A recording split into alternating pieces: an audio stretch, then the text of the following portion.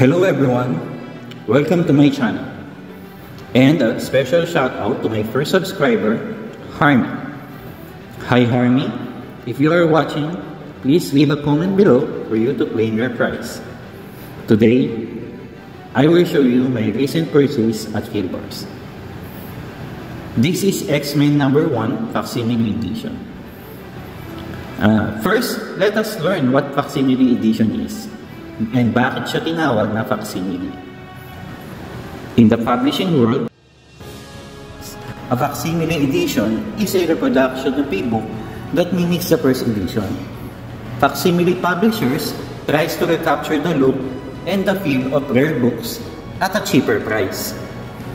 Facsimile edition are replicas of classic comics featuring all the content of the OG issue. Ibig sabihin, hindi lang yung cover and story pages are reproduced, pati na din yung materials, editorial columns, and the original ads. So that brings us to the next question. What is their purpose? So the purpose is to capture the feeling of the original or first print as if you're reading it back in the day. That's why, for readers like me, facsimiles offer youthful nostalgia. Doon naman sa mga young readers, they are a peek into what comics were like from years ago. You might also ask the difference between facsimile edition and other reprints. Pag reprints, usually, they are trade paperbacks.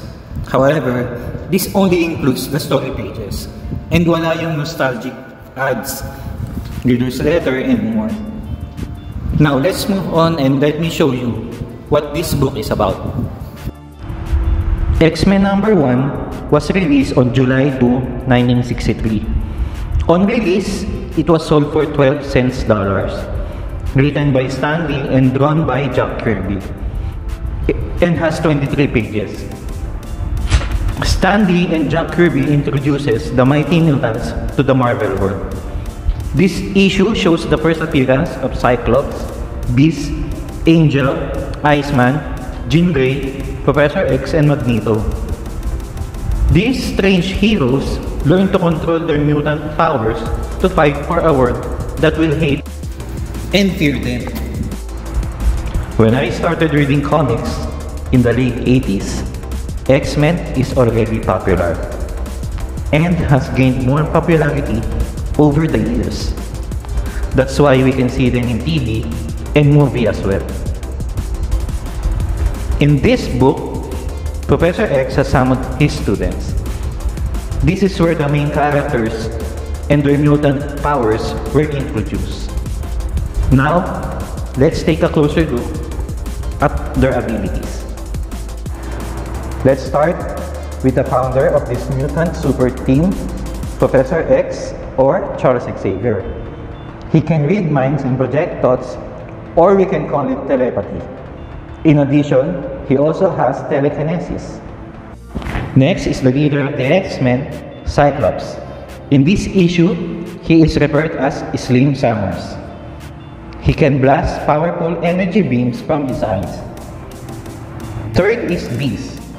Is also known as Henry McCoy. He has extraordinary acrobatic talents as well as large hands and feet. Next is Warren Worthington III, also known as the Angel. He has angelic wings that allows him to fly. Next X-Men is Iceman. Real name, Bobby Drake. His mutant ability is frosting power. And also introducing as a new student, Jean Grey, also known as Marvel Girl. Let's just say she has similar powers with Professor X. And lastly, Magneto, later known as Magnus and Eric Lensher. Magneto has the power to control metal or has the power of magnetism. And now guys, that sums up their abilities. Now, let me discuss some of the facts inside this book. First, the issue introduced both the concept of mutants as an offshoot race of humans and that the X-Men mission is to protect humanity from evil mutants. Second, the Danger Room is not introduced in this issue, although Xavier uses a training machine to test their abilities. Third, Magneto makes a statement in the air using levitating bullets. This phrase is similar to the one used by the Wicked Witch in the 1939 movie, The Wizard of Oz. Jean Grey compares her new uniform to the fashion design of Christian Dior. Next, there has been a long-standing debate from fans over whether or not Stan and Kirby lifted elements of DC's Doom Patrol to create the X-Men. Like the Doom Patrol, the X-Men are led by a wheelchair-bound mentor. The members of each team wear matching uniforms and are considered freaks. Doom Patrol debuted first in the comic book at June 1963. Stan Lee always maintained that the similarities were entirely coincidental. It is worth noting, however, that Stan Lee and Jack Kirby's own Fantastic Four series, which also featured a team of superheroes in matching uniforms and at least one fake member, debuted before Doom Patrol and was a substantial hit. Lee and Kirby were almost certain referencing the Fantastic Four when they created the X-Men, but it is also possible that Doom Patrol's creator might have been inspired to create the Doom Patrol after seeing the Fantastic Four. And now, why is this comic significant?